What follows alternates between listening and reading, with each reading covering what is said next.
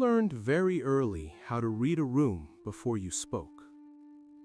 You noticed the pause, the sigh, the way your words disappeared into silence. You stopped asking questions that never got answers. You stopped showing feelings that made no sound when they landed.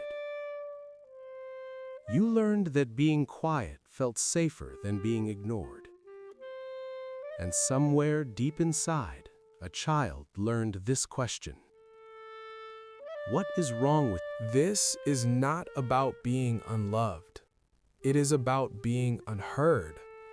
Emotional neglect does not arrive as cruelty.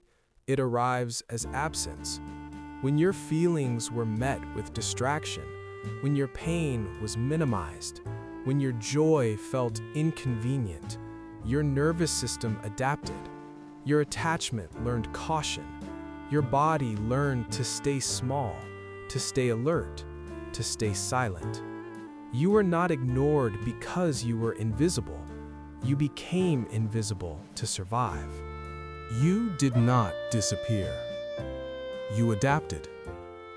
You learned to read micro-expressions, to anticipate moods, to perform calm, to become low maintenance.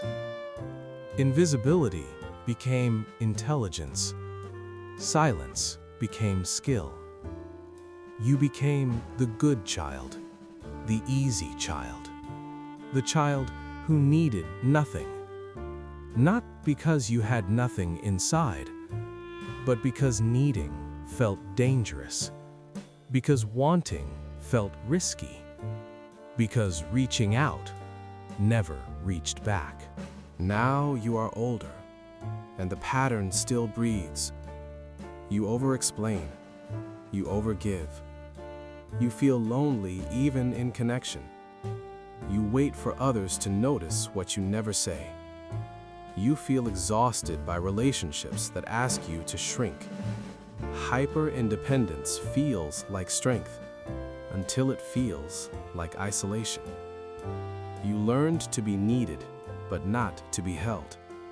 You learned to function, but not to feel. There is grief here. Not dramatic, quiet. The grief of never being held without earning it. The grief of never being asked how you were. The grief of growing up unseen. Nothing is wrong with you for mourning this. That child learned brilliance, not weakness. Every survival pattern was love, pointed inward, because no one else knew how. Healing does not begin by fixing. It begins by witnessing, by staying when feelings rise, by letting the nervous system learn safety without performance. You do not abandon the child inside you again. You sit with them. You listen. You let the tears finish sentences they were never allowed to complete. This is not regression. This is integration. This is presence replacing survival. You were never broken. You were trained to disappear. Every adaptation was intelligent. Every silence was protective.